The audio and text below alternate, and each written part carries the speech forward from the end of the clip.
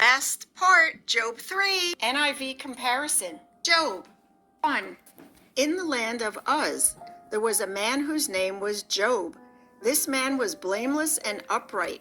He feared Yahuah and shunned evil. He had 7 sons and 3 daughters, and he owned 7,000 sheep, 3,000 camels, 500 yoke of oxen, and 500 donkeys. And he had a large number of servants. He was the greatest man among all the people of the East. His sons used to take turns holding feasts in their homes, and they would invite their 3 sisters to eat and drink with them. When a period of feasting had run its course, Job would send and have them purified.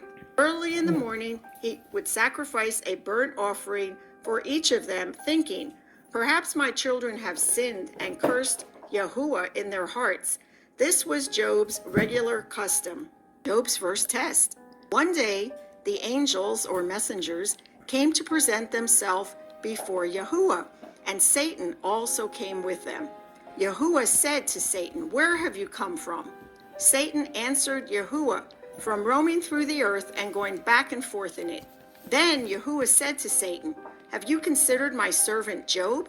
There is no one on earth like him. He is blameless and upright, a man who fears Yahuah and shuns evil."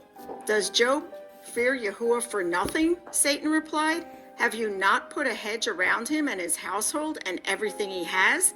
You have blessed the work of his hands, so that his flocks and herds are spread throughout the land. But stretch out your hand and strike everything he has, and he will surely curse you to your face." Yahuah said to Satan, "Very well then, everything he has is in your hands, but on the man himself do not lay a finger." Yahuah is telling him, he's putting him straight. Then Satan went out from the presence of Yahuah.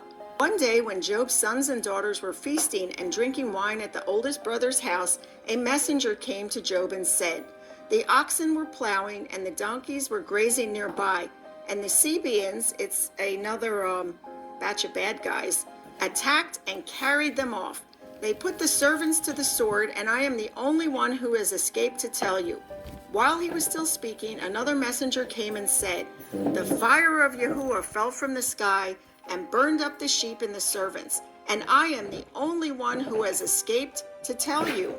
While he was still speaking, another messenger came and said, "The Chaldeans formed 3 raiding parties." These Chaldeans are bad guys, another bunch of raiders, another bunch of thugs, and swept down on your camels and carried them off. They put the servants to the sword, and I am the only one who has escaped to tell you. While he was still speaking, yet another messenger came and said, "Your sons and daughters were feasting and drinking wine at the oldest brother's house, when suddenly a mighty wind swept in from the desert and struck the 4 corners of the house.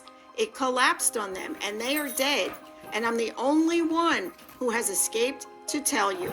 At this, Job got up and tore his robe and shaved his head.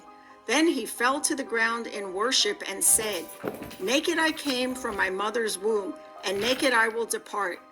Yahuah gave, and Yahuah has taken away. May the name of Yahuah be praised." In all this, Job did not sin by charging Yahuah with wrongdoing. He remained faithful no matter what.